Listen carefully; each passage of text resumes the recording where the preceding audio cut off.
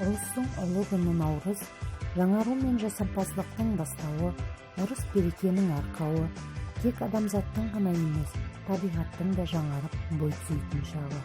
Күн мен түннің теңеліп, жан дүниені тірілткен, төрт түлік төлдеп, арқа басы кеңіп, алдағы шуақты күндерден үміттендірген Наурыз мерекесі баршамызға құтты болсын. Наурызда Самарқанның көк басы жебейді деген сөздің астарында үлкен мән жатыр. Наурыз тек күн мен түн теңесіп, тіршілік атаулыға жан бітетін мейрам ғана емес.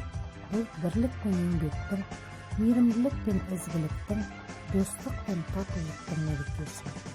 Адамдар таң атысымен бір-бірінің үйіне кіріп, құтты болсын айтады. Үйлерінің алдын, ауласын тазартып, ағаш отырғызады, төлегеді. Әр жерде көкпар, қыз қуу, қазақ күресі секілді ұлттық ойындардан жарыс ұйымдастырылады, ән шырқалады, би биленеді, қыз-жігіттер алтыбақан тебеді. Наурызға байланысты қазақ халқының ежелден келе жатқан әдет-ғұрып, салт дәстүрлері бар.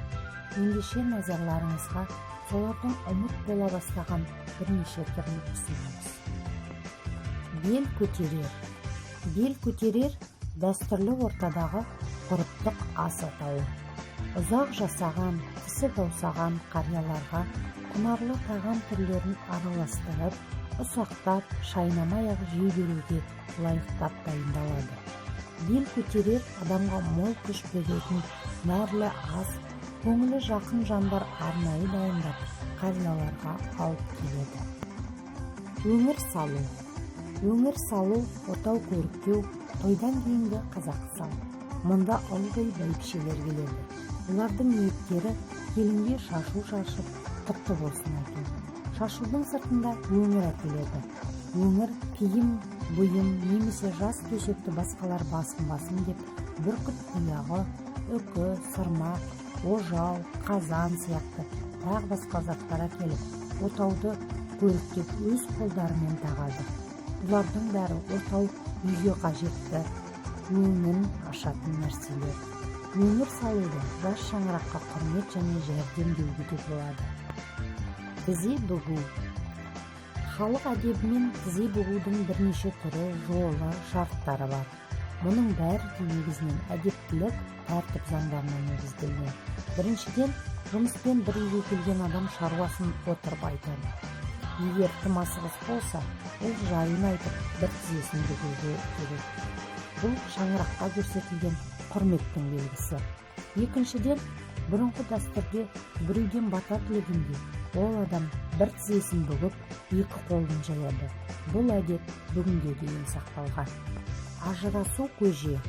Қазақта ежелден бар тұрмыстық әдет-ғұрыптың бірі ажырасу көже.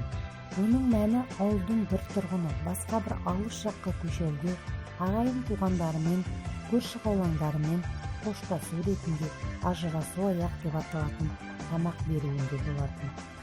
Ауылдастарына айтпай үн-түнсіз көшіп кету көргенсіздік, тәрбиесіздік саналатын. Сондықтан ажырасу көжесін дайындап, барлық ауыл адамдарымен бөлісетін болған. Босаға майлау.